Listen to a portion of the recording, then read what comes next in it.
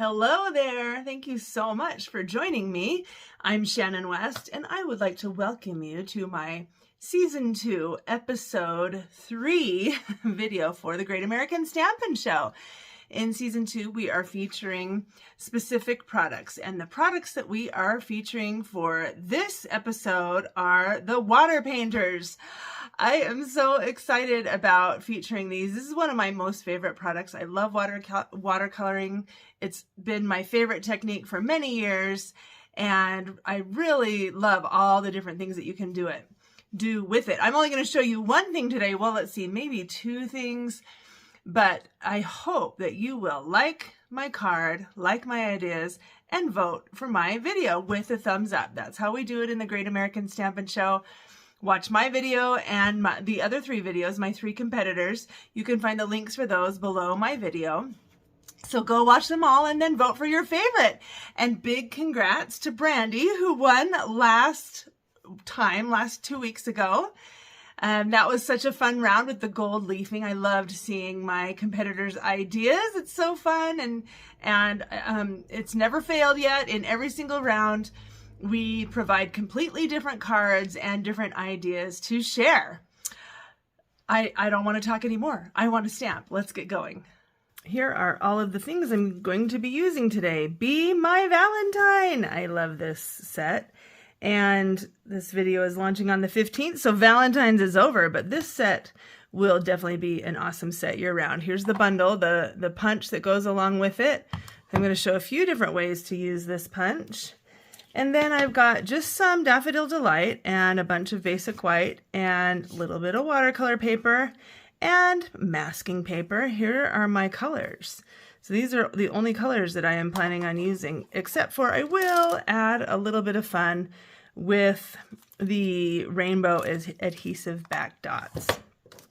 Now here are the water painters. They come in a pack of 3 for $13, which is an awesome value. And there's 2 that look the same, but one of them is a little bit smaller than the other. I'm going to be using the small one and then also the medium one today.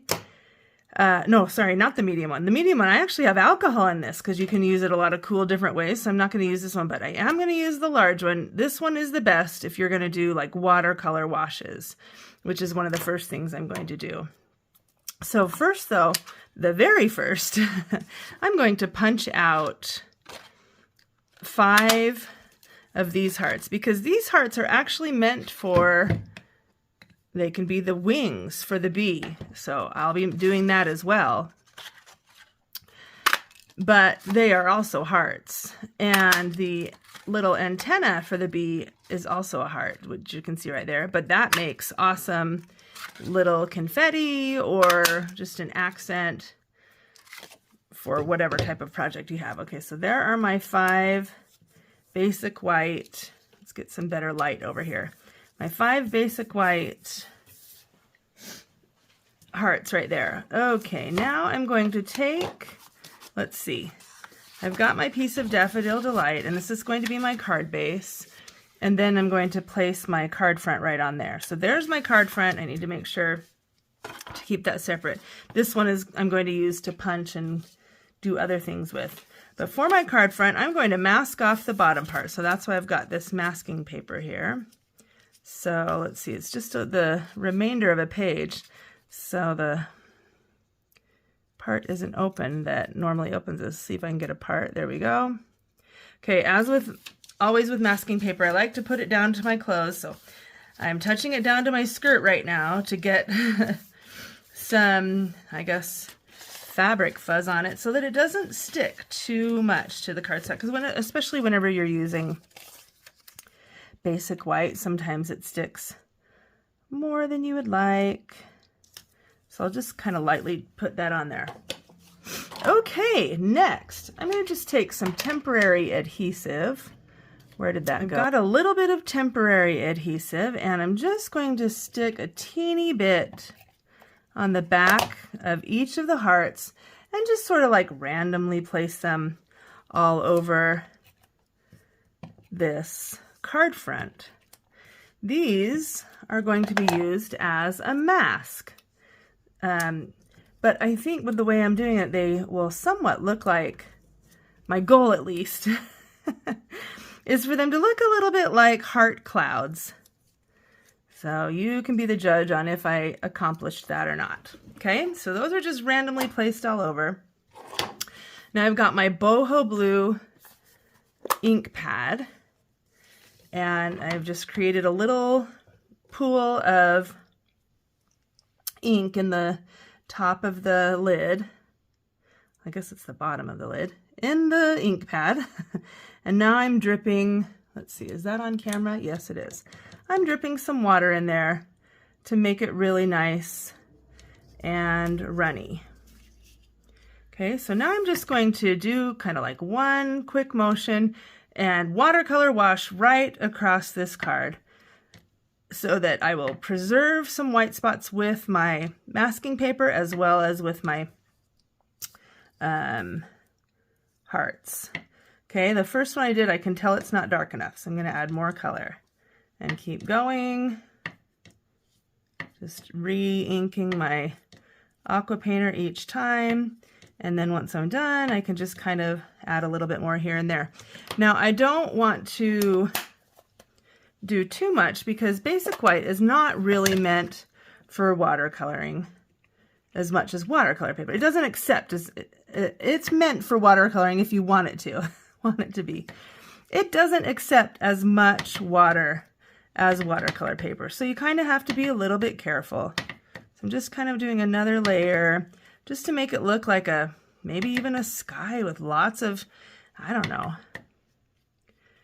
clouds flowing by, just a nice boho blue background. Okay, so it's not perfectly covered as you can see. And I am stopping right there. Let's peel these away and see how it looks. Okay, now we need to wait a minute for all of this to dry, or we could use our heat tool, of course. But there we go, kind of like white clouds. Maybe that, you know, a bee might be flying in front of, do you think? Okay, let's pull this masking paper off really carefully though, so it doesn't tear the basic white. Let's see. And now we are ready for a little bit more stamping. Oops, that's catching right there. That's all right. All right, I've got my memento now for the next step. And I'm going to stamp You're as sweet as honey. Just right across the bottom here. Okay, and then I'm going to use the little flight path to show where our bee has been flying. Let's see, it's on the back side, so I'll move that off just so it's more clear as you're watching. So our bee is going to be over here, so we'll do the flight path kind of over this way. So I'll just fly it like that. And then we need to do one more layer so it doesn't end there, but it continues on. Yes, this little bee has been flying for a very long time. Okay, now I thought one more way to use the water painter. I'm going to take memento and just drop a teeny bit in the top. We don't need very much for this, but this is what I'm going to use now. You can do this with any size water painter, but I'm going to use my smaller one now and just drip a drop on that. Just one drop, if I can keep it from doing more. There we go. And then I'm going to just kind of flick it over, whoops, flick it over my project a little bit. Woo, excuse me. Big sneeze. So ink that up and just kind of like put my finger out and flick like so, just to get a little bit of interest like that. So you can, hopefully you can see there's a little bit here, a little bit on the sky, just to, I don't know, give one more interesting thing to look at. And then you always want to wipe out the top of your lids after you add water. I didn't do a great job of that with the boho blue one, but anyway, just a thought on that because it can sometimes help. Now I've got my watercolor paper, and what I'm going to do now is get my large one again And it still has a little bit of blue in it though. So I need to find my, either a paper towel, or I'm gonna grab my chamois and see if I can kind of get the color out there. That's better now.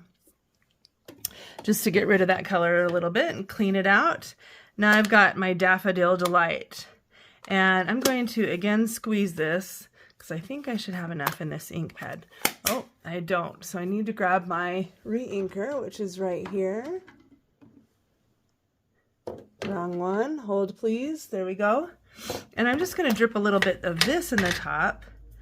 And this is going to be, I'm going to start making my bee now. So showing you one other way to use a water painter. So drip some water on that, a few layers, and now I'm going to do a little wash over the, see, that's even still more intense than I wanted. So let's water it down even more and just kind of do a light wash across the watercolor paper. And the reason why I like this over using Daffodil Delight paper or even Lemon Lolly paper is because it just looks more, you know, just has more varied color to it. It's not a solid color. I really like that. So then why not use it? Okay, so now we're going to use these different images. I don't need the body image, but I'm going to use the stripes. And I've got my winky face and the antennas and then the wings. So I just need to make sure this is dry, and it's not yet, so I'm going to dry it.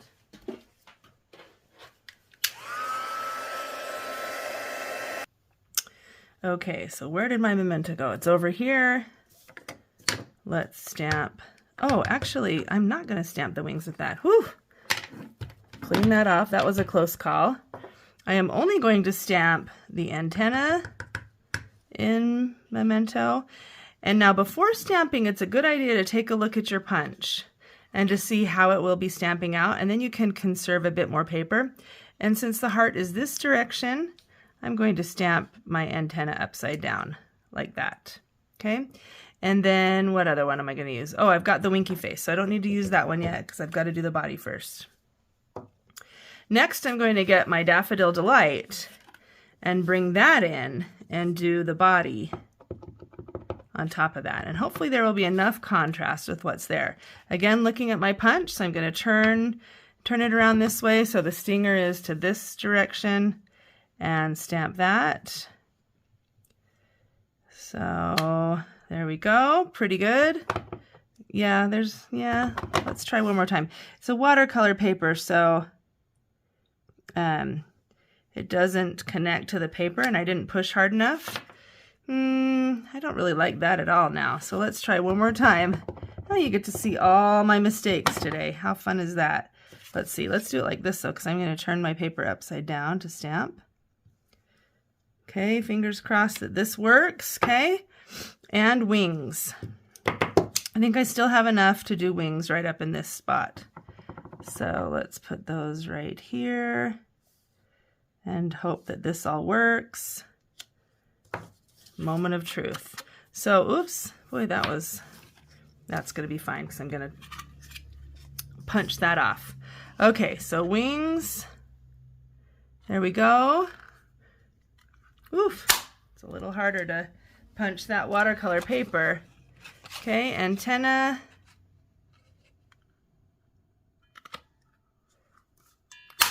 And finally, bee body. Oh, but I did it the wrong way. Well, that was silly. Here, I thought I was doing it right. I must not have looked very closely. Oh, I see, because I'm just, okay. Goes into your punch the other direction. Okay, Shannon. Rough day. Okay, so now if you ever do this and you're like punching and you can't get it lined up right, you can always grab a Post-it note to help you line it up. But I think I can still get it lined up right. So let's see. Sometimes need a little help. There we go. Perfect. Whoops. All right, let's see how this looks. We've got a little bee body. We've got the wings. And we've got the antenna. There we go. All we need now is a face.